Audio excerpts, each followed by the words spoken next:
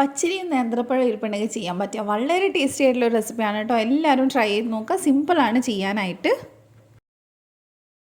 അപ്പോൾ ആദ്യം തന്നെ ഒരു കപ്പ് പച്ചരി നന്നായിട്ട് കഴുകിയിട്ട് ഒരു 4 മണിക്കൂർ ഞാൻ കുതിർത്തി വെച്ചിട്ടുണ്ടായിരുന്നു. അത് വെള്ളമൊക്കെ ഫുള്ളായിട്ട് കളഞ്ഞിട്ട് നമുക്ക് മിക്സിയുടെ ജാറിൽ ചേർത്ത് കൊടുക്കണം. പിന്നെ അതിലേക്ക് 2 ടേബിൾ സ്പൂൺ ചോറും 2 ടേബിൾ സ്പൂൺ തേങ്ങയും കൂടെ ചേർത്ത് കൊടുക്കുക. അതിനുശേഷം നമുക്ക് ഇതിനകത്തോട്ട് ഏലക്കയാണ് കേട്ടോ ചേർത്ത് കൊടുക്കാനുള്ളത്. അപ്പോൾ ഞാനൊരു 3 ഏലക്ക എടുത്തിട്ടുണ്ട്. അതിൻ്റെ കൂടെ തന്നെ ഒരു 1/4 ടീസ്പൂൺ ഉപ്പ് ചേർത്ത് കൊടുക്കുക. പിന്നെ 1 ടീസ്പൂൺ ചെറിയ ജീരകം ചേർത്ത് കൊടുക്കുക. ഇനി കറക്റ്റ് 1 കപ്പ് വെള്ളം ഒഴിച്ചിട്ട് നമുക്കിതിനെ നന്നായിട്ടൊന്ന് അരച്ചെടുക്കാം. നല്ല ഫൈനായിട്ട് ഞാൻ അരച്ചെടുത്തിട്ടുണ്ട്. ഇനി ഇതവിടെ മാറ്റി വയ്ക്കാം. അതിനുശേഷം ഒരു പാൻ വെച്ചിട്ട് അതിലേക്ക് 1/2 ടീസ്പൂൺ നെയ്യ് ഒന്ന് ചേർത്ത് കൊടുക്കുക. നെയ്യ് ചൂടാകുമ്പോൾ ഇതിനകത്തോട്ട് 3 ടേബിൾ സ്പൂൺ തേങ്ങ ചിരകിയത് ചേർക്കുന്നുണ്ട്. തേങ്ങ കൊത്താണ് നല്ലത്. അത് കയ്യിലുള്ളവർക്ക് അതെടുക്കാം. അതില്ലെങ്കിൽ മാത്രം ചിരകിയ തേങ്ങ എടുത്താൽ മതി. ഇനി നമുക്കിതൊരു ലൈറ്റ് ഗോൾഡൻ കളർ ആവുന്നത് വരെ ഒന്ന് വറുത്തെടുക്കണം. ഫ്ലെയിം ഒന്ന് കുറച്ച് വെച്ചിട്ടൊന്ന് വറുത്തെടുത്താൽ മതി. നല്ലൊരു സ്മെല്ലുണ്ടാവും നെയ്യിൽ ഇങ്ങനെ വറക്കുന്ന സമയത്ത്. ഞാൻ വറുത്തെടുത്തിട്ടുണ്ട്. ഇതങ്ങ് മാറ്റാം. ഇനി ഇതേ പാനിൽ തന്നെ നമുക്ക് വീണ്ടും 1/2 ടീസ്പൂൺ കൂടെ നെയ്യ് ചേർത്തിട്ട് ഒരു 5-6 ചെറിയുള്ളി ഒന്ന് വട്ടത്തിൽ കട്ട് ചെയ്ത് ചേർത്ത് കൊടുക്കുക. എന്നിട്ട് ഇതിനെ ഒന്ന് ബ്രൗൺ കളർ ആവുന്നത് വരെ ഒന്ന് ഫ്രൈ ചെയ്തെടുക്കുക. പെട്ടെന്ന് തന്നെ റെഡി ആയിട്ട് കിട്ടും. ഒരു മീഡിയം ഫ്ലെയിമിൽ ചെയ്താൽ മതി. അപ്പോൾ ഏകദേശം ഇതിവിടെ റെഡി ആയിട്ടുണ്ട്. ഈ ഒരു കളർ മതി. ഇനി നമുക്ക് ഇതും എടുത്ത് മാറ്റാം. ഇതിൽ എണ്ണ ബാക്കി അതിൽ തന്നെ ഇരിക്കട്ടെ. എണ്ണ ഇല്ലാതെ വേണം എടുക്കാനായിട്ട്. അപ്പോൾ ഇനി നമുക്ക് ഇതിൽ തന്നെ ഒരു നേന്ത്രപ്പഴം ചെറിയ പീസായി കട്ട് ചെയ്തത് ഞാൻ ചേർത്ത് കൊടുക്കുന്നുണ്ട്. അത്യാവശ്യം പഴുത്ത നേന്ത്രപ്പഴം നോക്കിയെടുക്കുക. എന്നിട്ട് നമുക്കിതിനൊരു 5-6 മിനിറ്റ് ഒന്ന് വറുത്തെടുക്കാം.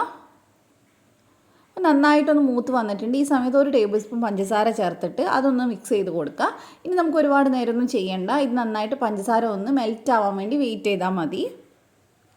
1 മിനിറ്റ് കൊണ്ട് തന്നെ നമുക്കിത് അത് റെഡി ആയിട്ട് കിട്ടിയിട്ടുണ്ട്. ഇനി ഇതങ്ങോട്ട് മാറ്റി വെക്കാം.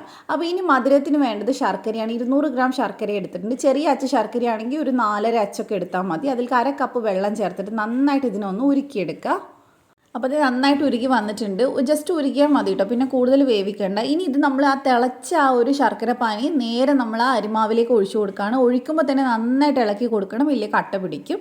അപ്പോൾ ചൂടുള്ള പാനി ഒഴിക്കുമ്പോഴാണ് ഇതിന് നല്ല ആരൊക്കെ വരുന്നത് കേട്ടോ. അപ്പോൾ അത് കറക്റ്റായിട്ട് അതേപോലെ തന്നെ ചെയ്യുക. എന്നാലേ പെർഫെക്റ്റ് ആയിട്ട് നമുക്ക് ചെയ്തെടുക്കാൻ പറ്റുള്ളൂ. ഇനി ഇതിലേക്ക് നമ്മൾ നേരത്തെ വറുത്ത് വെച്ചിട്ടുള്ള സാധനങ്ങളൊക്കെ പകുതി എല്ലാം നമുക്ക് ഇതിലേക്ക് ചേർത്ത് കൊടുക്കുക. തേങ്ങ, അതുപോലെ തന്നെ ചെറിയുള്ളി, പഴം എല്ലാം പകുതി മാത്രം ചേർത്ത് കൊടുത്തിട്ടുണ്ട്. എന്നിട്ടൊന്ന് മിക്സ് ചെയ്ത് കൊടുക്കുക.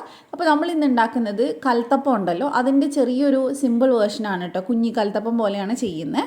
അപ്പോൾ ഇനി ഇതിലേക്ക് ഏറ്റവും അവസാനം 1/4 ടീസ്പൂൺ ബേക്കിംഗ് സോഡ കൂടെ ചേർത്തിട്ട് നന്നായിട്ട് മിക്സ് ചെയ്യുക. അപ്പോൾ ഇത് ഈ ഒരു പരുവത്തിൽ വേണം മാവിരിക്കാനായിട്ട്. കട്ടി ഉണ്ടാവാൻ പാടില്ല. കുറച്ച് വെള്ളം പോലെയാണ് ഉള്ളത്.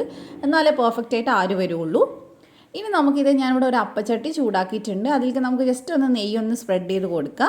നല്ല ചൂട് വേണം പാനിന്. ആ സമയത്ത് നമുക്ക് ഒരു 1.5 തവി മാവ് ഒഴിച്ചു കൊടുക്കുക. അപ്പോൾ ഈ സൈഡൊക്കെ നന്നായിട്ട് ഇങ്ങനെ ആരി വരുന്നത് കാണാൻ പറ്റും നന്നായിട്ട് ആ ചൂടിൽ. അപ്പോൾ നടുക്കായിട്ട് നമുക്ക് നേരത്തെ മാറ്റി വെച്ചിട്ടുള്ള തേങ്ങയും ചെറിയുള്ളിയും പഴവും കുറച്ചായിട്ട് ഒന്ന് ഇട്ട് കൊടുക്കുക. ഇനി ഇതിനെ നമുക്ക് അടച്ച് വെച്ചിട്ട് ഒരു ലോ ടു മീഡിയം ഫ്ലെയിമിൽ ഒരു 4-5 മിനിറ്റ് ഒന്ന് വേവിച്ചെടുത്താൽ മതി. ഇത് നിങ്ങൾക്ക് തിരിച്ചിട്ടിട്ട് ജസ്റ്റ് 1 മിനിറ്റ് വേവിക്കണമെങ്കിൽ അങ്ങനെയും ചെയ്യാം. ആ മേൽഭാഗം ഒന്ന് മുരിഞ്ഞ് കിട്ടാനായിട്ട് അത് ഓരോരുത്തരുടെ ഇഷ്ടം പോലെ ചെയ്യുക. അല്ലാതെ ഇങ്ങനെ എടുത്താലും കുഴപ്പമില്ല. നമ്മൾ എടുക്കുമ്പോൾ തന്നെ നന്നായിട്ട് ശ്രദ്ധിച്ചെടുക്കണം. നല്ല സോഫ്റ്റായിട്ടാണ് ഉണ്ടാവുക. അപ്പോൾ ആരൊക്കെ ഉള്ളതുകൊണ്ട് തന്നെ എടുക്കുമ്പോൾ തന്നെ അതിങ്ങനെ പൊളിഞ്ഞ് വരും. അപ്പോൾ ഇത് നിങ്ങൾക്ക് കാണാൻ പറ്റുന്നുണ്ടാവും. നല്ല ആരൊക്കെ വന്നിട്ട് നല്ല ചൂടുള്ളതുകൊണ്ട് തന്നെ കയ്യിൽ പിടിക്കാൻ പറ്റുന്നില്ല കേട്ടോ. ഉള്ളിലൊക്കെ നല്ല ആരുണ്ട്. നല്ല ടേസ്റ്റുമാണ്. നമ്മുടെ ആ കൽത്തപ്പം കഴിക്കുന്ന അതേ ടേസ്റ്റാണ്. പെട്ടെന്ന് ഉണ്ടാക്കിയെടുക്കാൻ പറ്റും. കുക്കറിലൊക്കെ ചെയ്യുമ്പോൾ മിക്കവർക്കും അത് ഫെയിൽ ആവാറാണ്. ഇങ്ങനെ ചെയ്യുമ്പോൾ എന്തായാലും അടിപൊളിയായിട്ട് കിട്ടും. അപ്പോൾ ട്രൈ ചെയ്ത് നോക്കുക. അപ്പോൾ റെസിപ്പി ഇഷ്ടമായിട്ടുണ്ടെങ്കിൽ ധ്യാൻസ് kannur കിച്ചൺ ഒന്ന് സബ്സ്ക്രൈബ് ചെയ്യുക. ഫേസ്ബുക്കിലെ കാണുന്നെങ്കിൽ പേജ് ഒന്ന് ഫോളോ ചെയ്തേക്കണേ. മറ്റൊരു നല്ല റെസിപ്പി ആയിട്ട് നമുക്ക് വീണ്ടും കാണാം. Thank you for watching.